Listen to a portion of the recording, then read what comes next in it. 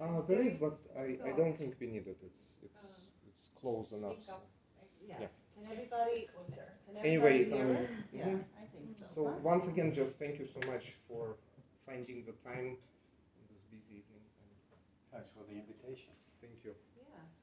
Thank you, Yasha, for the introduction, and thank you and all of the other members of your department, and Nadia and Julie, for inviting us. I'm also thankful for the students and possible faculty in the audience for coming tonight.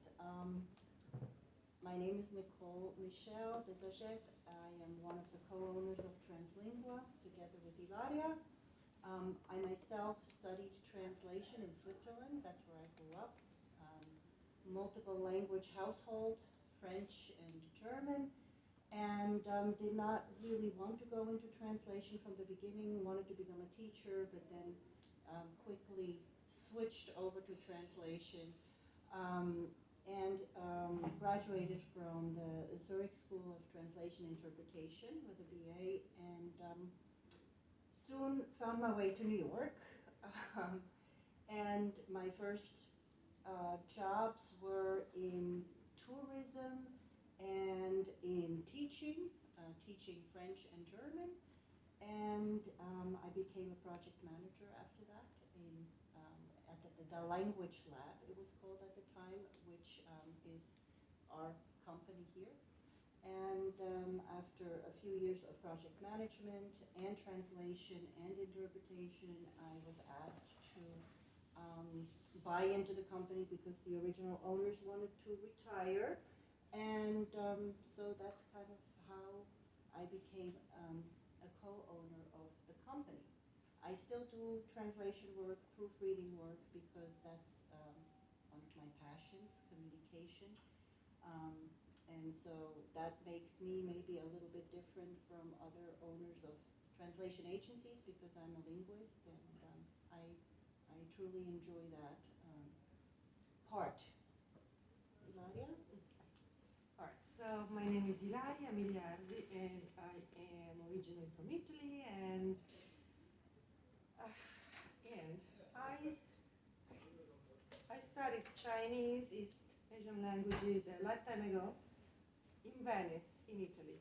And then before that, I had studied Russian and French and Spanish. And what next? What language could I do? There was not one of your easy languages, Chinese. Chinese is also. What was I thinking? Anyway, so then I spent a few years in Asia, in China, Hong Kong, Taiwan, being part of it was being a translator, part of it was getting any job I could get, because language you learn speaking it, basically. What you studied at school was one thing, using it every day was something else. And then I came back. I came to New York, and I found my way to the language lab, where, to my surprise, I was hired.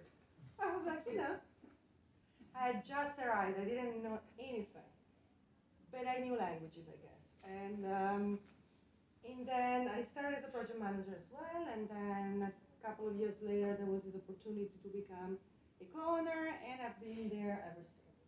And I do not translate anymore.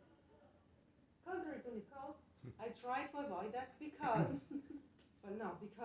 my language is what I can do well is English into Italian. Because let's be honest, I cannot do English into Chinese. I mean, I wouldn't feel honest. Neither of them is my language. I don't want to invent anything. So I found that other things I like to do with languages that's more than translating. And so then I'll tell you more later. Yeah, so I'm the interloper. Hello, everyone. My name is Altalyn Price, and I refer a lot of my clients to Translingua because it's one of the best agencies. I was going to say in the New York region, but it's really worldwide because you have such an ethical standards, which we will discuss later on. But so I am the unusual case of someone who did not. I studied languages, but I did not study translation.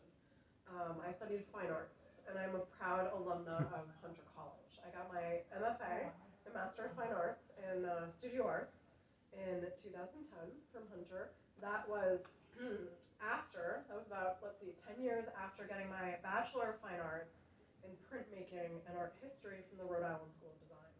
So, how did I end up becoming a translator? When I moved to New York City, I had several friends who were Italian, and they frequented other Italians. And at the time, I had been writing cultural criticism, and all of my Italian friends always spoke Italian to each other. One of them happened to be an interpreter, and she had a project that she had already taken on that was to translate an entire exhibition, catalog, wall texts, all of these things, publicity, and half of the job was from English into Italian, which she did. And she called me up and she said, the other half is different texts from Italian into English. And I said, I'm not a translator. But she had read my writing and she knew my level of Italian, and she said, you can do this. And I said, if you will take me under your wing, I will do this one job sort of as a favor, but we'll also talk about this later on. She subcontracted it out to me.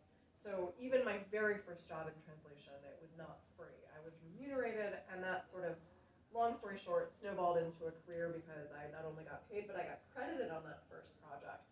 And I've built my entire career around word of mouth. One direct client refers me to another direct client. So I personally translate from German and Italian into English. First decade of my career, a lot of art-related texts, and then I transitioned after winning an award for literary translation to doing more literary texts. I still do a lot of nonfiction, but it's primarily literary nonfiction, articles. I've done the occasional PhD thesis, and I firmly believe that someone who loves language can find a place that, it's not just, and I will also say for anyone who might not be aware of this, translation is working with the written word, interpretation is working with the spoken word. I have done some interpretation. It's not my cup of tea. It is far too high stress, so you get a knowledge of your strengths and your strong points, and you can find your way. So, and I think I'll wrap it up with this. I firmly believe, when I sit down every day, it's a very solitary work, but I work very closely with colleagues. And really, at the end of the day, what I'm doing is connecting people, whether that's through a 412-page novel or through a 3-page essay that's going to be in a magazine. So, and I take great satisfaction out of that, and I get paid decently. Hello. Hi. My name is Chinchin McCarthy. Different from her. Actually, I enjoy interpreting. I'm a professional interpreter. So I've been an interpreter for about, since 2006. I went to school in translation interpreting in China, and then I came to US for school. At first, I worked for an architectural design firm as an in-house interpreter and translator. But then I decided to become independent. So I enjoy work as an interpreter. I have a lot of different clients, work in different industries. I do a lot of executive education for Wharton Business School. And then I also do interpreting for the United Nations and then Wall Street and some legal cases as well. So I work closely with Translingual. So yeah, that's something we can talk about later. Emilio? Good evening, thank you for coming. My name is Emilio Marabotto, call me Mio. I was born and raised in Mexico City. I studied languages there, as well as philosophy, physics, and music. At the time, I wasn't sure which way I was going to go, but eventually I got a job at Televisa, which is the big Mexican TV company, and I was doing subtitles for movies. So one thing leads to another, and I started then translating articles. I started writing articles for a rock magazine, and then I started translating articles. Same thing happened when I came to New York to live. was studying Tai Chi, and then a colleague there was studying, he asked me a couple times, oh, can you help me translate this, a little letter or something? So I said, sure, why not? And then before I knew it, he wanted to open up a translation company in New York. So of course he hired me, and that was my path into the field, more formal path into it. I enjoy it thoroughly. Eventually I started doing interpreting as well. So I started as a translator, but then I veered into the interpreting side of the business. And within the specialized areas that we were talking about, translation versus interpretation, in interpretation there are these two branches. One is the simultaneous interpretation and one is the consecutive interpretation. You would think they are the same, but they are not. And not every interpreter does both.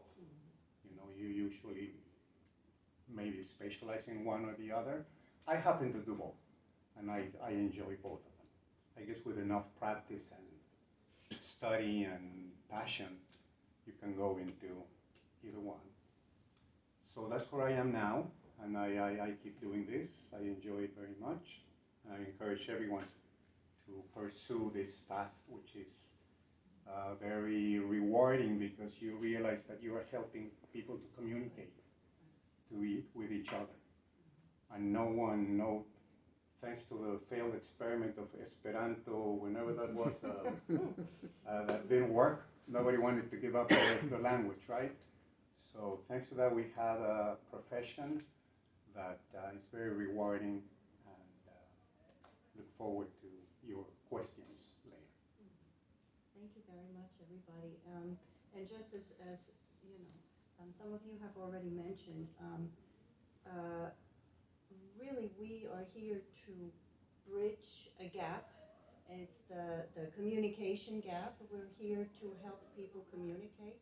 That's how we see ourselves as a company, as individual translators and interpreters. And this is really the big reward really in our profession, is bring people together. It's not just speaking a language, writing a language, it's bringing people together, creating community. And that really is our role as interpreters and translators, right? And then if we delve more into that, we can speak about, so what is waiting out there for us as professional translators? What are the solutions we are supposed to offer? What is our mission? What is our purpose?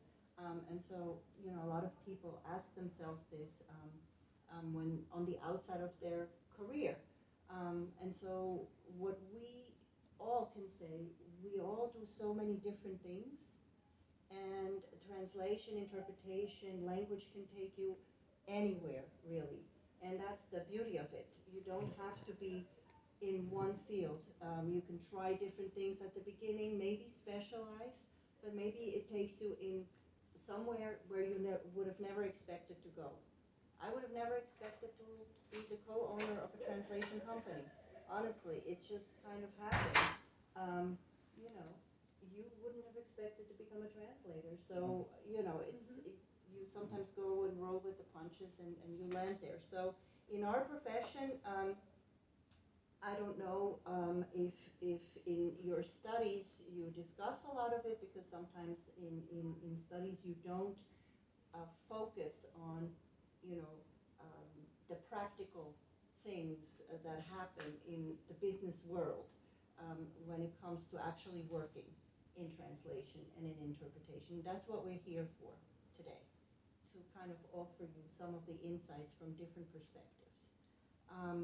So I would like to talk about maybe some professional standards and things like that, and then we can segue into other topics.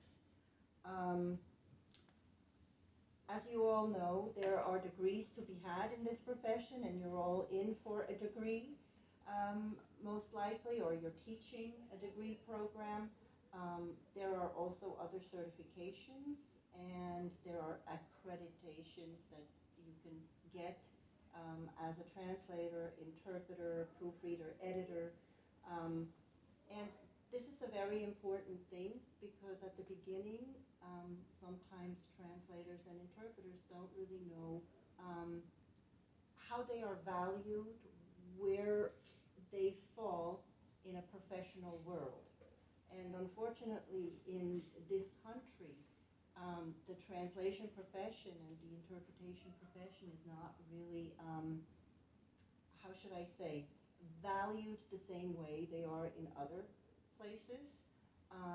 The standards that are set are somewhat arbitrary, and we as translators and interpreters have to fight for that recognition that we should get as a profession. So there are different ways for us to go for this recognition and to defend these professional standards. The fact that people can study and get a degree is wonderful, but they should also get respected for that. And so when you start a career, for example, in translation interpretation, it's very important that you know your value, that you talk to your peers and see what is the remuneration for a certain type of job, for example. What are the rates out there? It's a very important conversation to have, so you do not go into the world and accept just anything. Because people say sometimes, okay, you can start and you have to build your resume and you have to take anything that comes along. You don't have to take anything that comes along, and you don't have to accept payment that is not really worth your while, worth your time, your effort, and your investment that you have made in your education. So that's a very important part, and it is something to look out for. I know Yasha and we had a conversation this afternoon, and it was mentioned that a lot of students ask, how do you know that a source for translation is real, right? And because a lot of it happens on the internet these days. And what about crowdsourcing and all of that? It's a big concern in our industry because a lot of these sources turn out to be scams. They don't pay you, or they pay you very little, or they expect you to just accept a couple of cents per word, for a lot of difficult work. But you have to really make sure you check out those sources, you check with your peers about those sources, and you don't have to accept those offers. You don't have to accept free work. You don't have to accept work for pennies. And there are other sources out there that are worthwhile pursuing, like our agency, for example. What? Because we believe in fair pay. No, there are, yes, of Yeah. course. There are certain standards, and we have to stand up for those. And so Yeah. our profession can go on. So I want to give the floor to, my colleagues to expand on that and go on into other topics. I'll chime in quickly with an anecdote based on that, actually. I'm remembering that one of the reasons I continued doing translation after that first job was that one of my previous lives professionally, I was working at a book publisher, and I was in the marketing department, where I had befriended, it was like policy that editorial and marketing didn't speak to each other. And so I met some editors, and they knew my linguistic skills, so they came to me with a problem, basically, and their problem was that they had already committed to and commissioned a translation that turned out to be incredibly problematic, and their reputation was on the line. So I was able to, what really happened is I almost retranslated the thing from scratch. I think they came to me saying, can you edit this? And I said, yes, and then I took a closer look, and there were other red flags along the way. I won't go into details, but it was incredibly informative for me because I was in this position where, they had a line on their budget had been blown. and they needed me to save them. And I did the math for them. I said, okay, this is what you paid for this translation. This is what you're going to pay me. And that was hourly work for that tutorial. And in the future, if you have a project like this, let's talk first.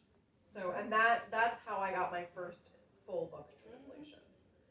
So, how does that connect to what you just said? I mean, Don't work for free.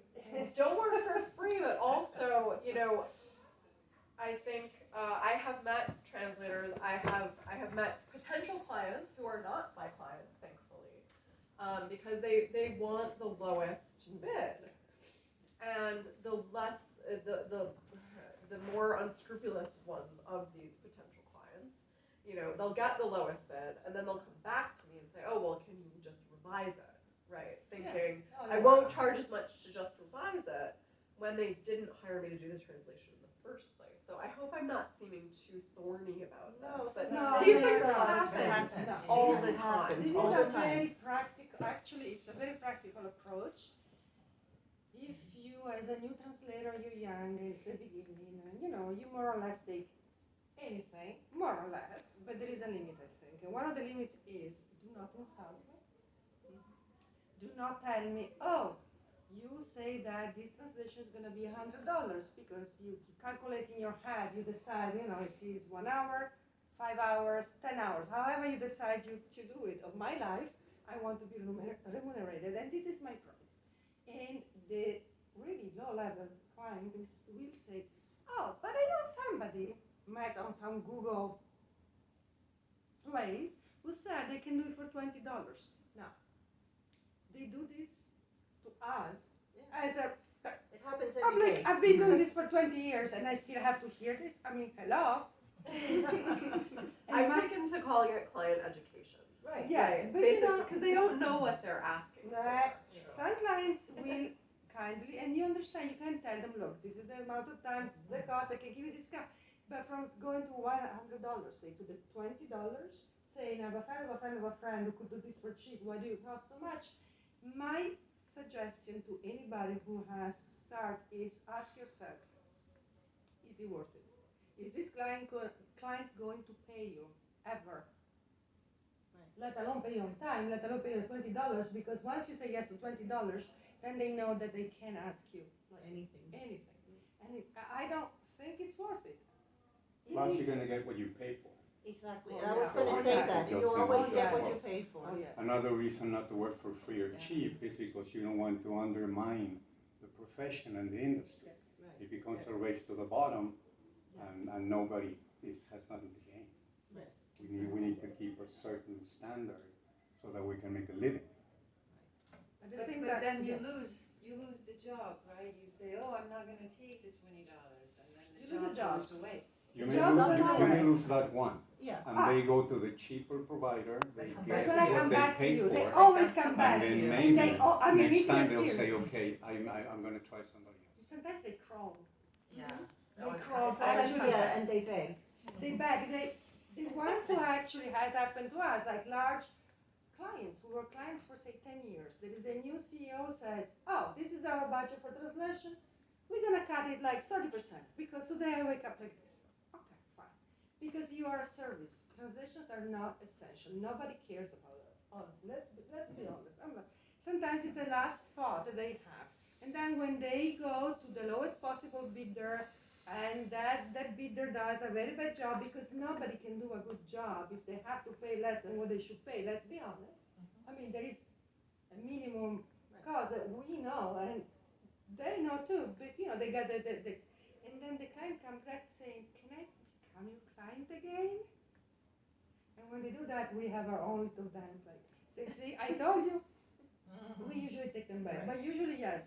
You lose, maybe you lose on one client, but your reputation is not destroyed because when you Right. work for no money and you do something like you give out something that's not going to be your best. Right. Because you're already going to be really not so happy about being, you know, being used like this. Perhaps you're not going to give them your best work. Perhaps there's going to be a typo. Perhaps your reputation is over. I am now at the point, I'm on the other side. I don't need to take the job. I understand having to take a job. I understand that. But I don't know if at the end is the best policy, you know. Yeah. I don't, yeah. Chin Chin is a specialist of, you have rates and you, Yes, I and do you have my do rates. not, yes, I do not you don't compromise. compromise, yes. Never compromise, because once you compromise, they're always asking for a discount. No.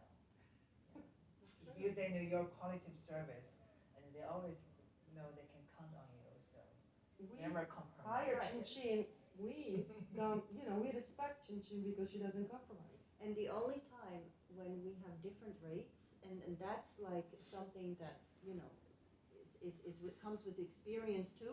When we do community work, for Yes. example, for Yes. Not-profit organizations, and they do pro bono work and all of that, Yeah. we will cut our rates for them. Yes. And but we will state it to the interpreters from the beginning, and we say, this is one of our pro bono clients. Mhm. Like we do, for example, a lot of work for immigration, Yes. with the New York Immigration Coalition, with Catholic Charities, and for those organizations, we have lower rates. But our interpreters and our translators know that from the beginning, and we Yes, say, yes. okay, are you willing to work for a little bit less for this client, but there is guaranteed work coming from this client for a period of time, and we're just Yeah. gonna Exceptions. keep sending you. And so we gladly do it, and because they- it's not only satisfaction from making the money. it's Yes. also Exactly. Yes. From Yes. that reward of communicating, Yes. helping someone. Totally, A exactly. newcomer has no money, so Because, you know, yeah, you gotta help. Yes,